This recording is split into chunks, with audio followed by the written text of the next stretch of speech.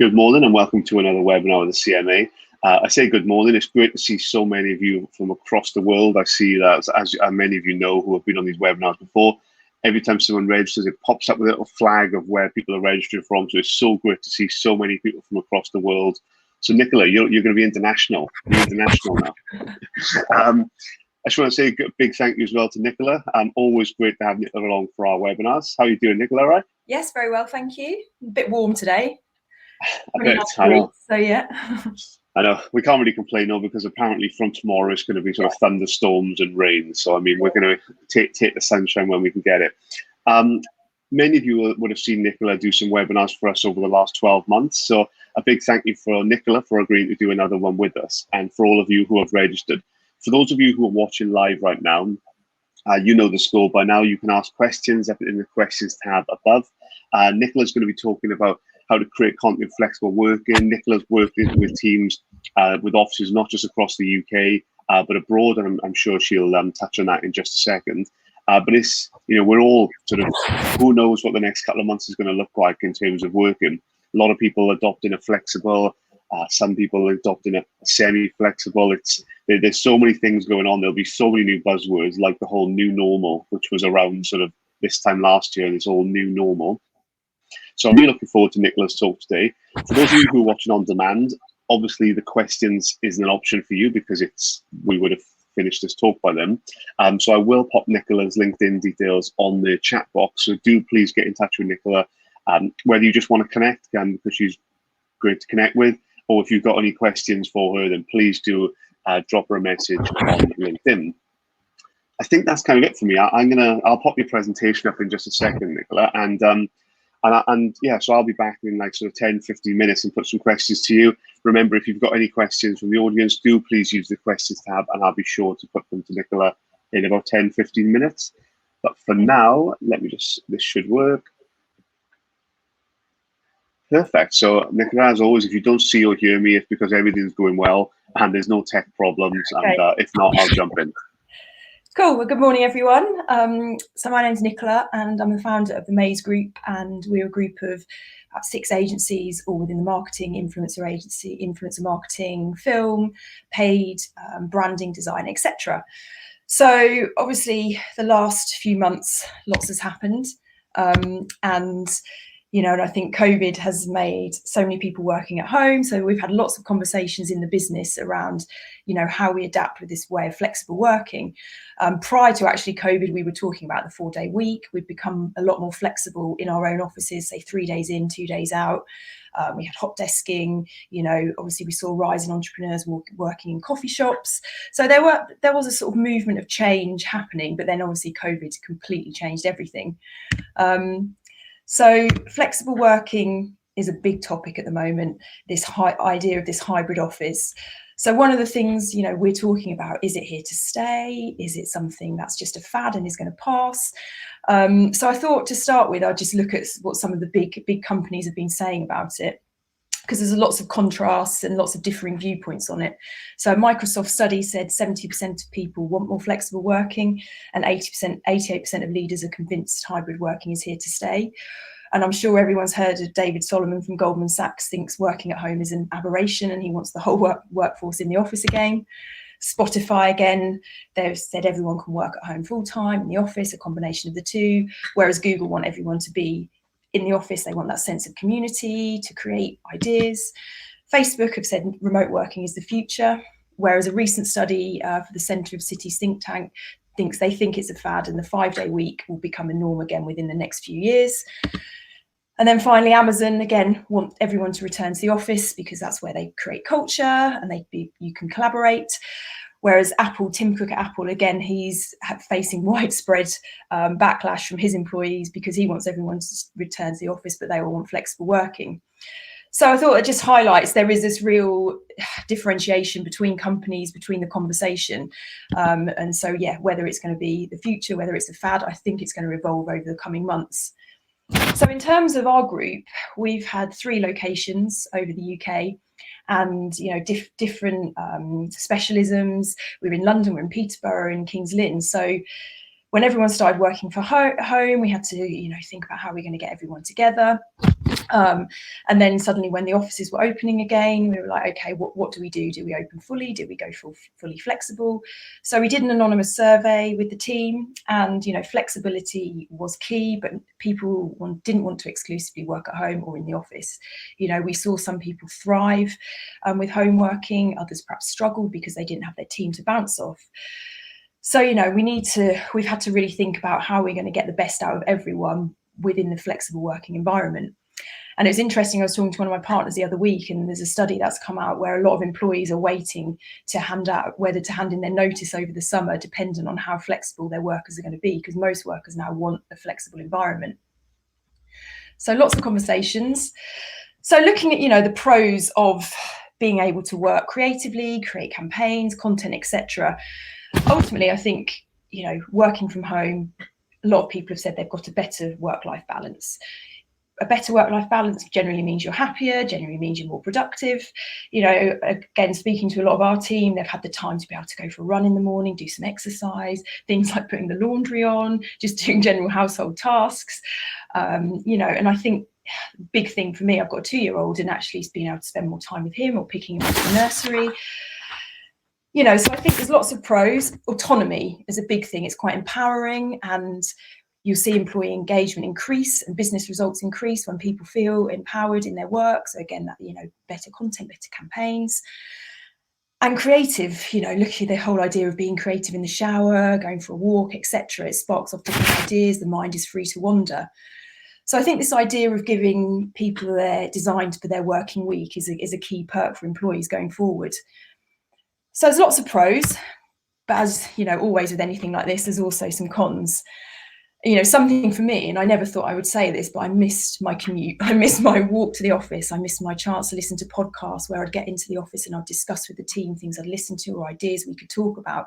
And I think having that time between two activities, you know, whether it's, you know, walking, commuting, etc., is often when your brain is in a different state and you're thinking about different things and ideas. So, you know, trying to come up with that time again to have that space to do that. I mean, a big thing is obviously colleagues. It's all good and well having an idea, but it's not fully formed. You need to work with your colleagues to bounce ideas off each other's for input, their modifications. So it's not quite the same on Zoom. And again, challenges, if clients have got a brief and you need to challenge them, you know, for the creative idea, I think it's hard to withstand objections and challenges when you're not face to face. And I think also, you know, raising questions and being quite cautious on Zoom can be difficult, and you need to make sure our ideas and our content is, you know, standing up to scrutiny, and, you know, key issues have been considered. And I think, again, that can be quite tricky when you're working at home and you're perhaps not just in the office bouncing ideas around each other, or feeling more free to challenge someone's idea or put forward another idea. And I think, you know, it's quite formal when you're scheduling Zoom events and meetings, and making sure, you know, people aren't just saying yes on Zoom and you're challenging ideas, or they feel like they've got a chance to speak. Because again, some people can be quite shy or find it difficult in a big group when you're online.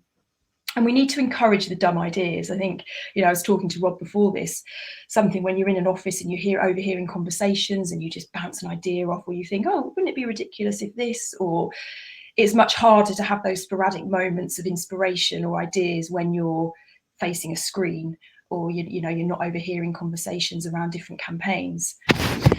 And again, this can lead to quite a two-tier system, which is something we're really keen to avoid. And, you know, making sure you haven't got a group at home or a group in the office, and the, you know, different rules apply to both. So it's being mindful of that and trying to get everyone involved and have their chance to contribute. So something I'm really interested in, if you've heard me speak before, is psychology. And so this has been a really interesting time to understand, you know, why this is happening and how we go forward as an agency, as a group of individuals within an agency, as partners in the agency. And I think, you know, we are humans and we have this need for human connection. So I think coming up with campaigns and, you know, ideas and feeling wanted and feeling as part of something, it's a challenge when you've got this hybrid system. And again, talking to some of my team, a lot of them actually felt anxious about potentially returning back to the office. But one of the girls who we work with, her internet was down, and so she had to come back in. And actually she was like, I'm so glad I came back in. It was great to see everyone and I felt really engaged again. So it's, you know, making sure, again, people's mental health and anxiety is considered. And one of the big things really, and I'll talk about this a bit later, is, you know, laughter and chat. These moments build the social fabric of an agency, of a business, you know, and when you've got such things, it boosts, you know, creativity and innovation. And one of the things I'm, you know, really interested in is that the long-term effect of all this on creativity, on innovation, and, you know, will it have this knock-on effect? And again, you know, sitting in front of a screen all day, emotional exhaustion, cognitive stress, you know, you've got reduced support from your colleagues. So it's really keen to monitor that and understand that individually and as a business. And again, loneliness and isolation, something, you know, I love people as a you know, partner of the business. One of my big things was, you know, being involved in the team and understanding who they are and getting the ideas. And when you haven't got that face-to-face chat, sometimes you do get these moments of thinking, oh, this is, you know, it's quite lonely. And then there's a lack of interaction. So as I said before, coming up with new ideas, sharing information, things that aren't on a schedule, that just happen randomly in the office. And going back to that two-tier system, you don't want people to feel if they're working from home, they're missing out or they're disconnected. And, you know, studies have shown that those people who are working at home are putting in perhaps an extra 2 hours a day because they always feel that they're on or they're connected to their emails. So I think psychologically, you know, ideas, the team, flexible working, there's a lot to consider when we're looking at it. So a big part of this for me is culture. And I think any business, you know, culture is a key part. It's not something you can necessarily script or write down, but it's the fabric of your agency. And it's something we've been really proud of at Maze over the last 11 years is building a culture where people want to work. But how do you do that when you perhaps haven't got those moments of interaction all in an office?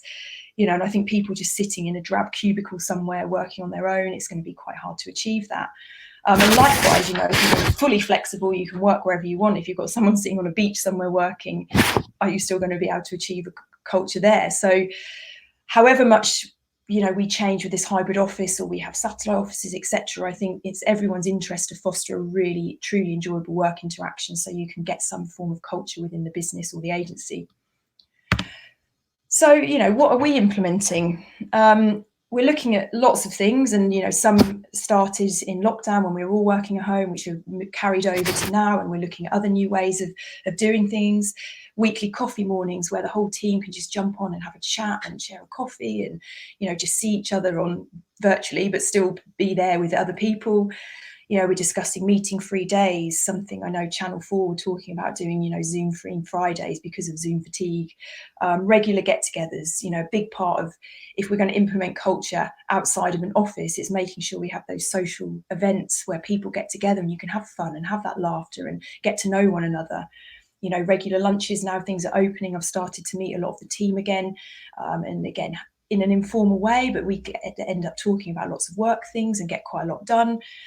We're looking at hiring meeting rooms in big hotels for the day where we can have, you know, we've got a lot of retainer renewals coming up. We can get everyone together and have a good chat, debrief. So there's moments where we're still all getting together in some form, one-on-ones, we're encouraging people to meet for walks and have their one-on-ones on walks, whether it's on the phone or face-to-face. And something I'm really keen on doing is fostering relationships with the team, like we do our clients. You know, over the years, we've always made sure we maintain our client relationships. And I think we now have to do that, really put the impetus in with that with our team. And something to make sure we haven't got this two-tier system is, you know, sending agendas in advance, having written contributions from people, inviting everyone to speak, to making sure, you know, everyone's got that chance to have their input, whether they're at home or in the office. Something else, you know, experimenting, testing people's attitudes and performance based on different working patterns, testing different patterns within different agencies. So like I said, we've got an influencer agency who are working fully from home. We've got our paid agency who are going to do 3 days in and 2 days in the office. We've got other agencies who are going completely flexible. So looking at which is working and what's not working. I think clarity between job roles, understanding what everyone's doing, because something we've worked on really hard over the past few years is ensuring our teams aren't siloed and they're just working in individual. You know, our social team are very detached from our content team. So we've worked hard over the years to make sure our campaigns, everyone's working towards that common goal.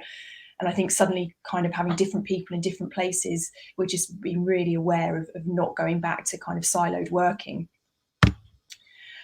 And something, you know, that's the reason working from home became a lot easier, is because tech was much better than it was years ago.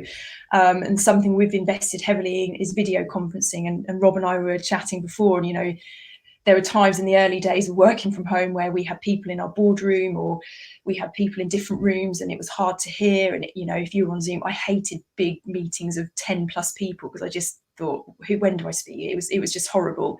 So we've really invested in good kit.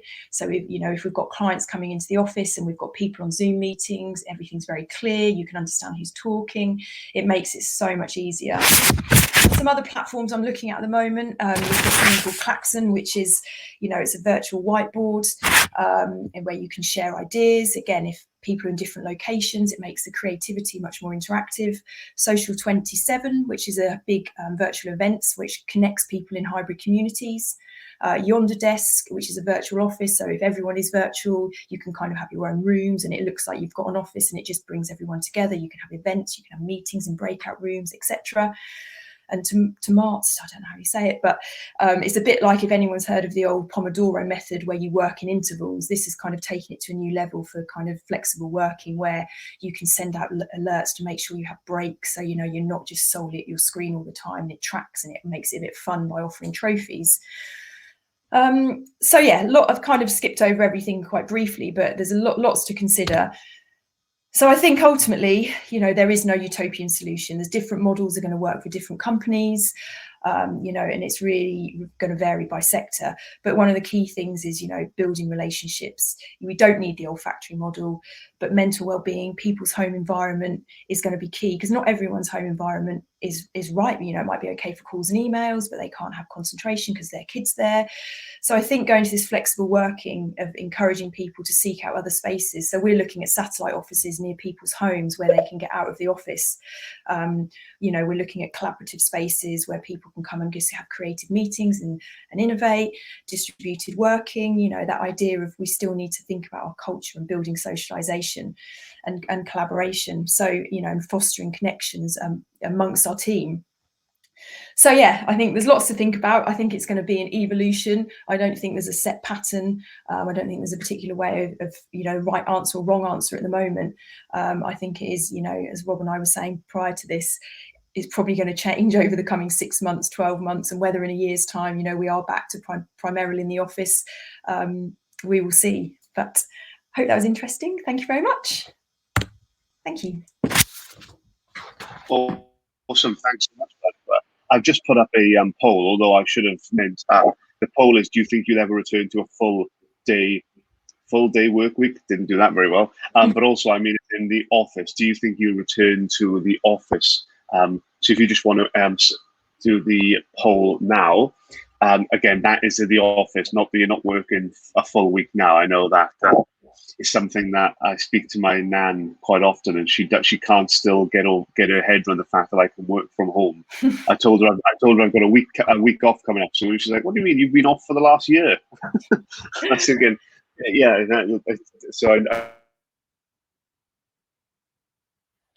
But it's interesting to see 45% no, and the remaining 12% have said unsure. So I think that's to be honest, it's straight down the middle, and I think that's I think I froze there actually. Sorry, you've been cutting up. The results are 43% say yes, 43% say no, and then 14% say unsure. So that's if you think you'll ever return to a full day back in the week back in the office. So straight down the middle there. It's quite interesting. It's just so mixed, isn't it? I think one of the questions. Sorry, fire away. No, I was just going to say, one of the questions that I had is someone who's worked at yourself now, worked remotely and across sort of satellite offices. Has there been anything that shocked you over the last year? As in, you didn't think it was going to be, whether it was worse or better? Has there been something that you thought has been quite interesting that didn't come up in all the times you used to work remotely? I don't know about shocked, but I guess the ability, and I think because we were already discussing quite flexible working patterns, but never imagined having everyone working full time in the office and still being able to, deliver, create campaigns, feel involved, feel happy. I think it was, the first few weeks of going into lockdown and working from home, I was really nervous and really anxious and worried for the client, the team. So I think actually the realization it was okay. I think that was, again, it's not dramatic or really shocking, but it's just, like you said, it's just long term, whether it is, I think you and I were chatting about it before, and that's something we ended our lease in our London office. It came up just after the first lockdown. So we thought, we're just, spending lots of money a month. We ended our lease in our London office. We still haven't renewed it or got a new London office, and we're trying to look at what is the best thing to do, because we've got people traveling from all over the place, and you don't want to say go fully flexible and then you have 3 people coming in and having commuted a long way and then none of the other team are in, but then if you go back to set days then you're not fully flexible. So it's trying to get that balance of, some people do want to come in a few days, but Have you surveyed the staff? Because yes. Again, it'd be funny if it came a bit like our poll, and if you asked people if they want, was it straight down the middle, or have you asked everyone? And what? Yeah, we did an anonymous survey, and because we thought before just to help us in our discussions and make sure everyone was fully involved in the decision, we did an anonymous survey, and it was really mixed. It was really mixed. Overall the balance was sort of a bit of both, but there were some people who, fully happy at home, some people fully want to come in the office. And again, as I touched upon, it really depends on your home situation, because if you've got kids at home, or if you've got stuff going on, or your house isn't, you haven't got, you're in a shared accommodation, or you haven't got that space for quiet time, there's so many factors that factor into, the flexible working environment. And so it's, as a business, it's trying to facilitate so everyone's happy, but also your business output is still good, your clients are still happy, you're still being creative, and you've suddenly got all these variables to consider. You mentioned clients there. Do you think that's got a big tell in it as well? Do you reckon if you're an agency whose clients are working from home a lot and they kind of understand it a bit more, whereas if you work with clients who are, as soon as we can, we are back 5 days a week, do you think that will help dictate really what you'll be doing? Yeah, definitely. And we've got, one of our clients likes coming to the office now for meetings. Again, talking about the conference equipment, they come in and some of the team go in and they have a meeting because they like that face-to-face meeting, and still some people join via Zoom. But yeah, I think like I said, it's really hard to give a definitive answer at the minute, because it is going to evolve all the time, because offices, I've been going into the city a few times lately. I was in yesterday, and I've noticed Mondays and Fridays in the cities are really quiet. Tuesdays, Wednesdays and Thursdays are much busier. So I think a lot of people are probably doing their Mondays at home and their Fridays at home. And Fridays was always kind of a day at home. Yeah. But, I think people are perhaps slowly going back into the middle of the week. And again, will Monday start creeping into that again? So yeah, it's like I said, I think it's just being on top of it, and offering those options. Like I said, looking for those satellite offices around people's homes where they can go and sit at a desk if they want, and other team members can join them. Our Kings Lynn office is fully opened, it's fully flexible. We said to people, you can come in if you want, you don't have to. Our Peterborough office is opening soon.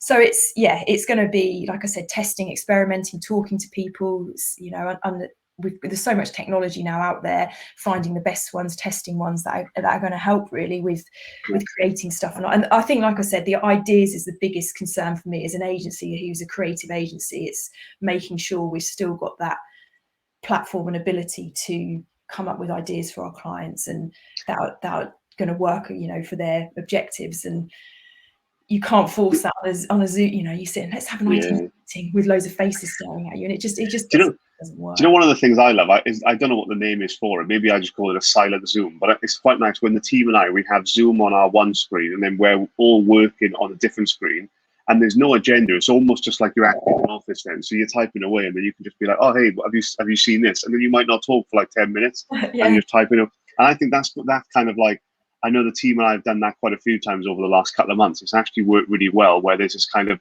let's just be sort of together working, and just kind of, if there's a conversation or if there's anything you need, and then if not, then you just got to remember that you're always on camera. That's kind of the only downside of that. But that's more, less forced, isn't it? And that's that idea of, when you're having a scheduled forced meeting, it can be quite formal.